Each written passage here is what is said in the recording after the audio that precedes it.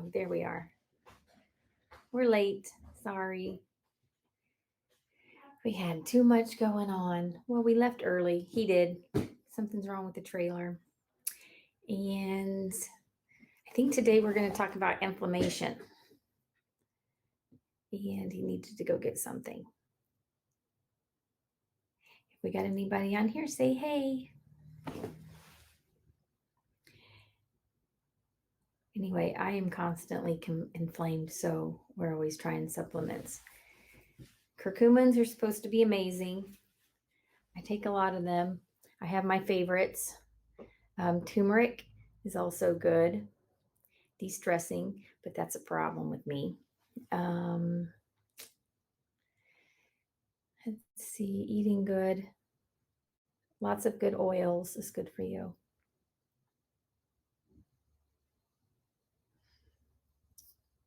And I'm not sure what else he's going to talk about today. I think he was going to try to talk about some vitamin D because we have a patient that has overloaded of vitamin D, but then yet they don't have enough. So we'll see what that's all about.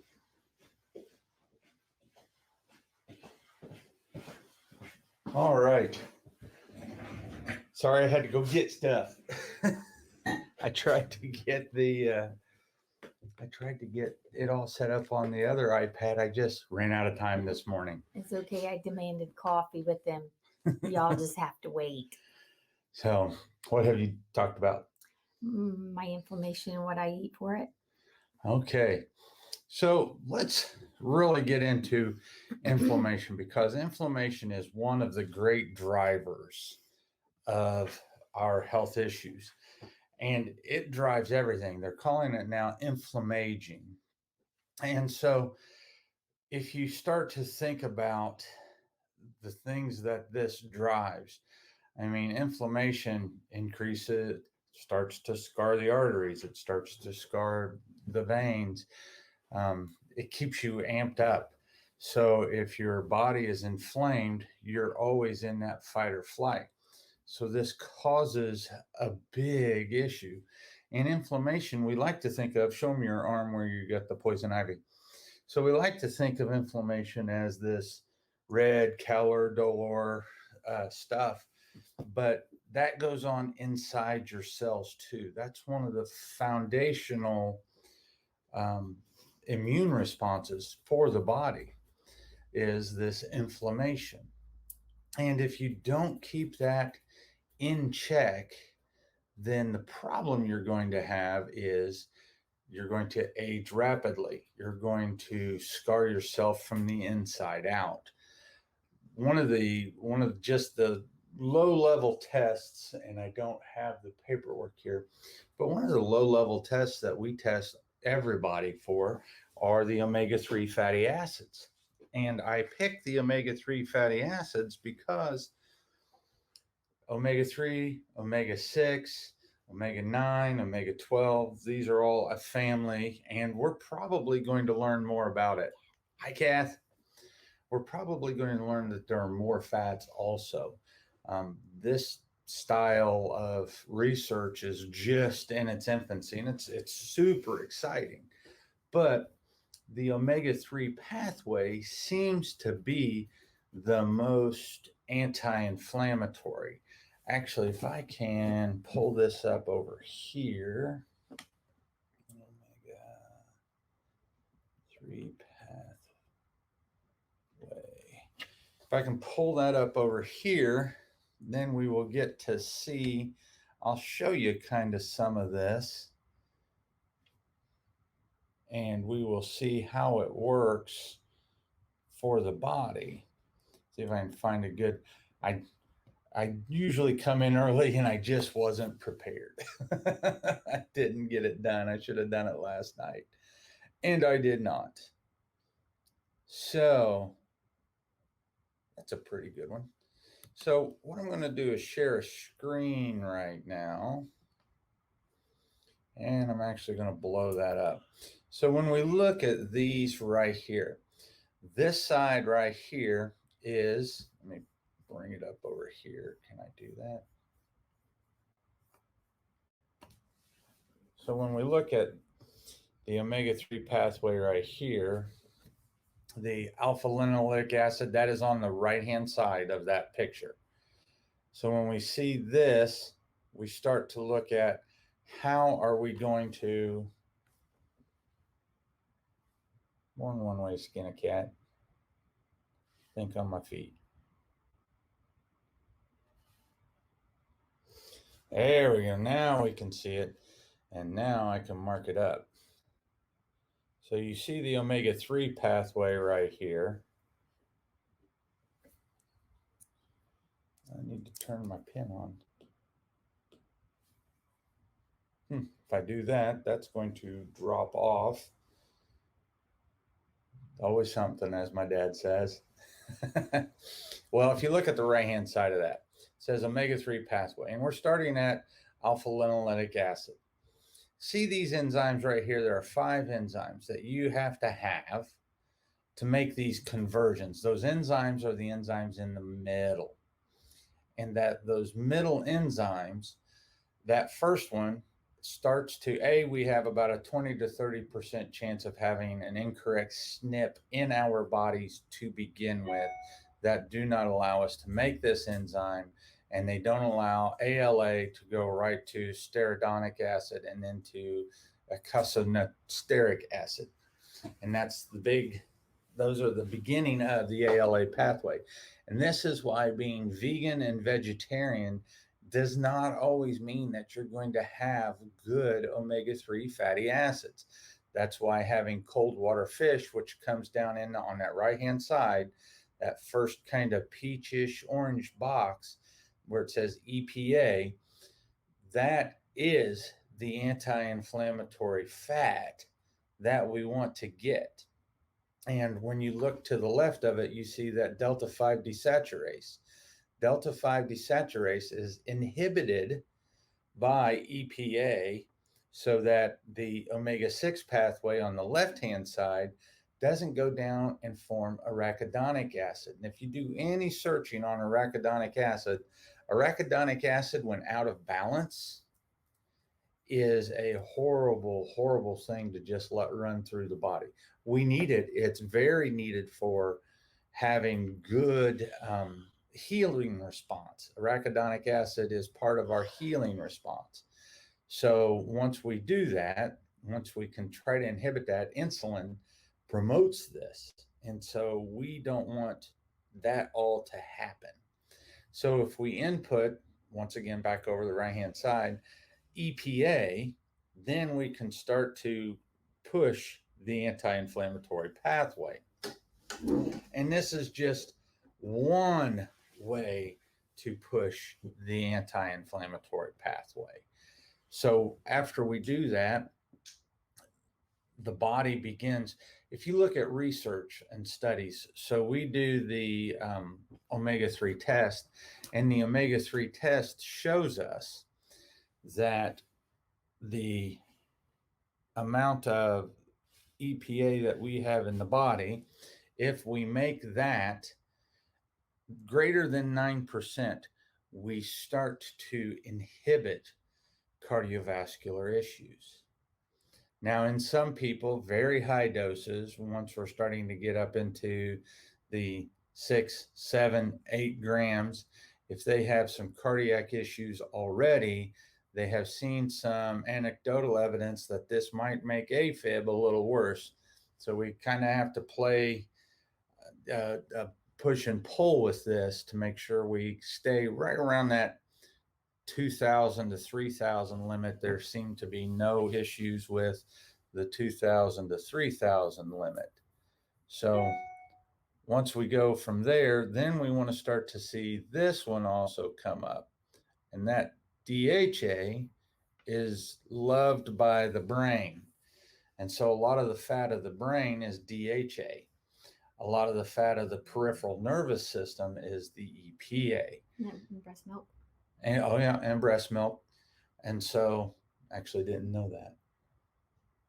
Tie in there? Mm-hmm. Huh. So once we start to look at this and think about that, these are the things that just seem to be foundational. So we have to have a foundational greater than 9% of this EPA or omega-3 fats in our bloodstream just to have a healthy nervous system. And then we also have now found out that it's not only having a healthy nervous system, but it's having a healthy inflammatory response, because those things are the things that help modulate that. On top of that, for a healthy immune response, we really want to have lots of bioflavonoids. So lots of colors in the diet. The more colors we have from pigmented foods, and when I say pigmented foods, I'm talking about the reds from apple skins, the purples from plums, the purples from eggplant, your red and yellow peppers, all of those different bioflavonoids also help modulate inflammation. And so getting into this and getting this to the point that, so getting into this and getting us to the point that we're healthy, those things are the things that, so you got to have a sealed gut. If you don't have a sealed gut, then you're going to be inflamed. That's hard work. That is hard work, depending on how much damage you have done. I don't normally do this, but I'm going to talk about a few products that we use. So we do the lipid labs, EPA, DHA, and with that, we get to check the percentage of omega-3 fats in somebody's bloodstream. We know if you're less than 9%, we have to work that up. If we don't work that up, inflammation will go unchecked in the body. The next thing that we do is we start to see if the gut is working the way that it's supposed to do. Because if you remember from a few weeks ago, we talked about having a leaky gut, and your gut or bowel is supposed to be a tube. It goes from the mouth to the anus, and it's supposed to be closed. But if you're eating things that your body doesn't like, you start to poke holes in the side of that, and you start to allow things into the bloodstream that are not supposed to be in the bloodstream. And that starts an allergic reaction, which starts an inflammatory response. How do you know if you're inflamed? Give me some signs of inflammation. Swelling. Swelling's number one. Blurry vision. If your eyes aren't focusing right, that's a sign of inflammation. Stiff and painful joints, that's a sign of inflammation. I have a patient who was I'm a poster child. Yeah, I have a patient who, once we got him less inflamed, his balance got better. And so it just affects everything. And it's such a small thing that you don't think about until, well, like with you, we didn't. Your MD hit you with pred, and everything cleared up for a while. But that's the Band-Aid. The Band-Aid is the prednisone. You can't live on it. You'll swell up like a tick. You'll get osteoporosis. What else does pred do to you long term? It gives you that buffalo hump. Buffalo hump, destroys the gut. There's all kinds of things. Makes you fat, moon-faced. So you know, it's just a Band-Aid, and it's a poor Band-Aid at that. Works great in the beginning, but then you got to dig down into why the things are happening. And we're going to be pulling more blood on you. Yeah, we can't. She's my most difficult case. No, I try. I mean, I don't try to be difficult. I can't help it. Anyway, and so You just swell up like a balloon. the lightest thing, man. Bugs. If she gets bit by a bug, it swells up. I mean, yeah, I'm a hot mess. I'm just a hot mess. One of the reasons why I'm talking about inflammation, one of the ways I start to think about this is to talk it out. So then I get ideas on her and my other patients that are inflamed. And so then I can sit there and say, that's what I forget. Anyway, getting back to it. So doing things to seal the gut, and we're actively in the middle of sealing up your gut, helping Yeah, I the choke it mucus down later. every day. That's, that's one of the things where we talk about stress. How much stress, and I don't know, how much stress is too much stress. So she's choking this stuff down, and I can see it physically almost pains her to do it. Is that causing too much stress, causing leaky gut, causing problems also? I doubt it. How do you how do you know? And none of my colleagues know, none of my whatever know. Oh, another thing, another reason why I want to talk about inflammation. A little nugget that I learned. There are basically two forms of vitamin D in the body. Blood tests at LabCorp, which is something I have depended on for years. I have a patient that came in with really high vitamin D levels, and it's the 25 hydroxy vitamin D. So she has high vitamin D in her blood. But when I did the functional test, and I wish I was a genius and could say that I intended to do this, but I didn't. This is one of those God things. And he's like, yeah, hey, there's still a difference. When I did the functional micronutrient test, I went ahead and they do a vitamin D anyway. So I just checked it and said, do the vitamin D and we'll see. It's already high. So I know that. But it's a functional test. This measures it inside the white blood cell. This measures what's functionally there and available. And she was low. And that stumped us for about 12 hours. We sat there and had to start doing research and asking about it, and then asking people that are smarter than us. And they came back with, oh, well, that's a functional test. This patient does not get the blood.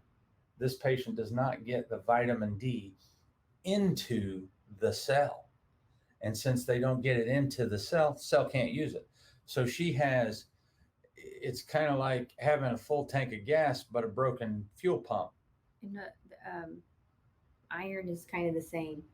Everything's so the same. You can take a supplement, an iron supplement, and people will still be tired. I did the same. So if you checked my iron levels, I had plenty floating in my blood, but I had none on my hemes.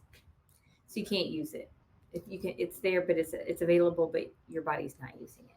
And so when I did this test and I found that out, I'm going to go to a liposomal form of vitamin D for this patient because she's low in vitamin D. And that was the stumper. Her one was outside the range of functional. It was too high. And I was like, well, congratulations. You're the first person I'm going to tell to stop taking vitamin D. And then now I'm going to go back and say, congratulations. Well, this person actually, this is another great reason why you should see a functional medicine person and have your labs drawn, because she brought in literally a grocery bag full of supplements. And they were talking about all the money they spend every month on these meds. And they were so excited that they might save a little money and get rid of those. But if you're taking them in, spending your money, and you can't use them, like your body cannot digest them, you can't get them into your cell, then you might as well just be pouring them down the drain. Yep. And this makes me go, we're going back to square one. And I'm going to send you the questionnaire again, and we're just going to end up running a whole bunch of tests on her. Because honestly, the functional tests are she's my longest standing functional medicine patient. And you're off of your medications. And we've gone from trying to get things to work right inside her to where they're working more correctly, but we still see signs of inflammation.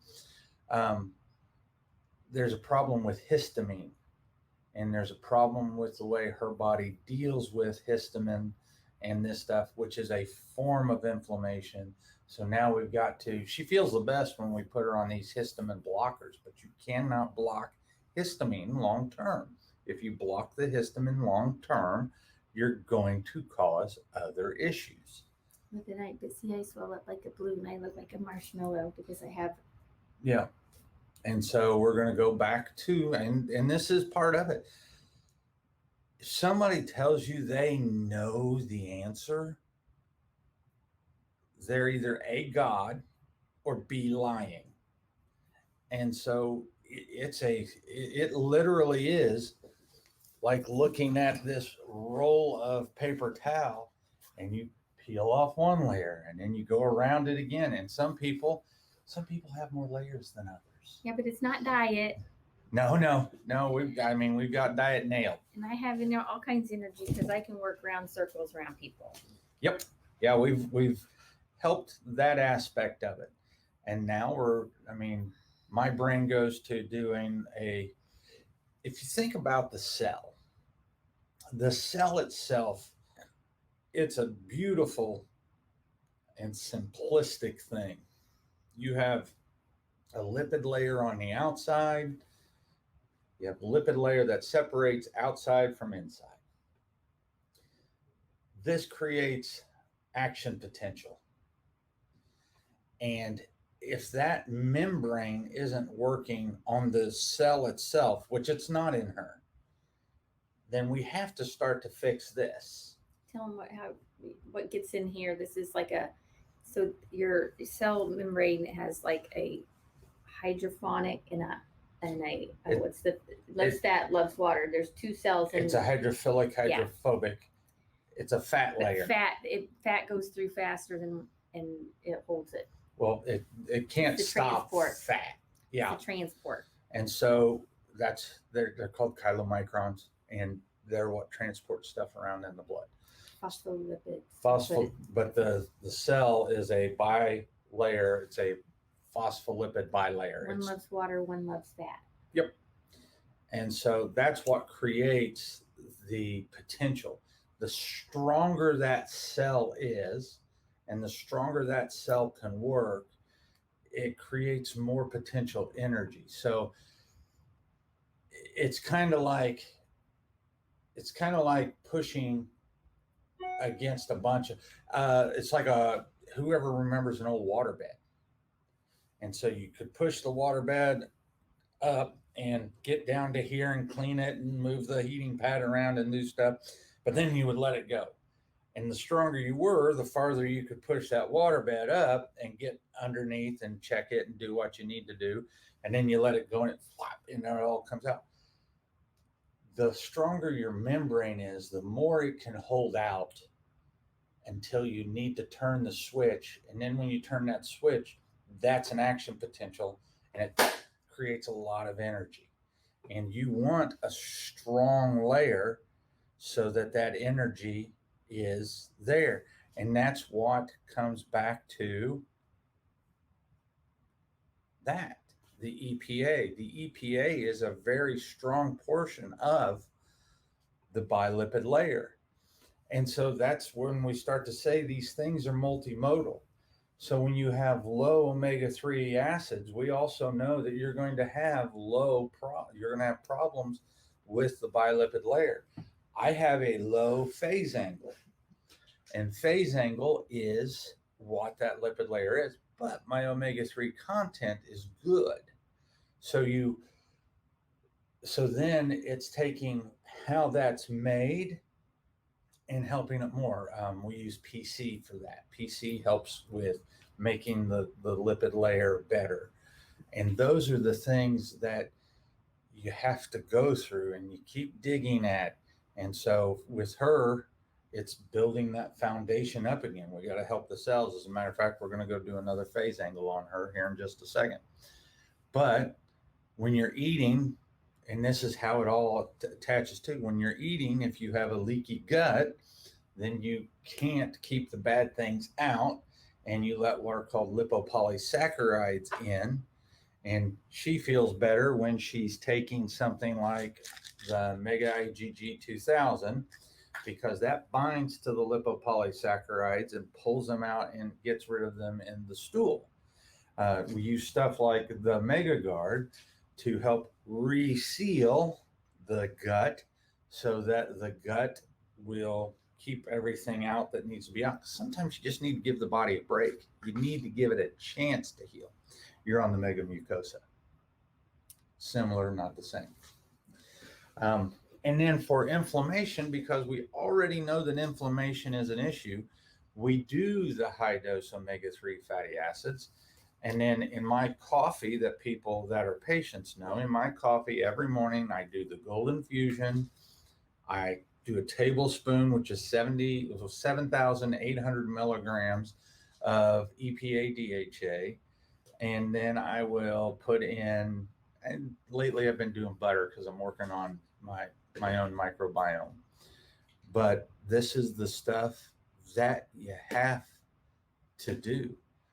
And it does come down to a choice, because it's not necessarily cheap to rebuild a gut, and it's not inexpensive to rebuild your cells. But I would rather take the membrane mend is a 20-day protocol, and I'll probably do it twice. And I'm going to put her on it, and she's going to do it twice. She hates liquids. Poor girl. It's flavors. You can't taste like I can taste. I don't have a problem with it. I don't even have a problem eating stuff I don't like. Well, I eat things I don't like just because they tell me it's good for me. But those are the things that we do. So for you out there that aren't patients, that are wondering about inflammation, we have a great anti-inflammatory bundle that we put almost all of our new patients on, and they absolutely love it. And those products, you can get them at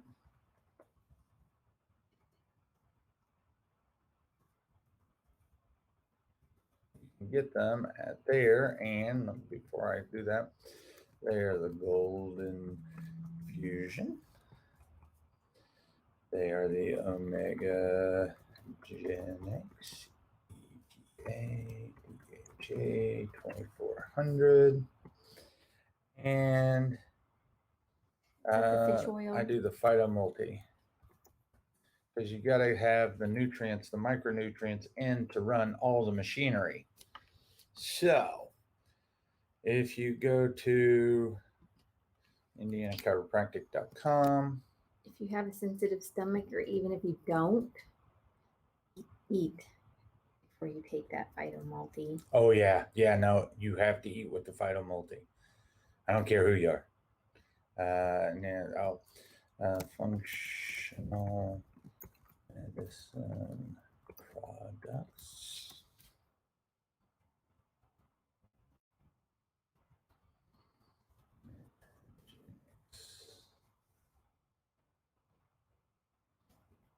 Code. So, for those of you interested in the Golden Fusion, Omega Genix, and Phytomulti, you go to indianachiropractic.com, functional medicine products, Metagenics code, go to Metagenics, and then the practitioner code is T Miller. And that will allow you to get the Golden Fusion, the Omega Genix EPA DHA 2400, and the Phytomulti. And that's just a very low level anti-inflammatory program that you can do every day, and it helps knock out inflammation. And I do it. You don't do the Golden Fusion. No, but I use the I really like the Inflavonoid Intensive Care. Yeah, she uses a different product. But you can use that for headaches and achy pain joints, which I have all that, but that's also leads from inflammation. But it's good stuff. All right. Well, we've been told to try to keep this a little shorter. We cut it in half. All right. Thank you. Oh, Kathy, I think they're looking forward to their Batar trip. Y'all have a great day. See you later.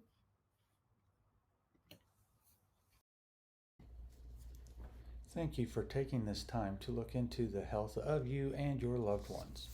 This broadcast does not constitute a doctor-patient relationship. It is intended for educational and entertainment purposes only and is not a replacement or substitute for care. If you are having issues, please seek a qualified professional trained in functional medicine. We would be happy to be of assistance with both in-person and virtual consultations. Thank you.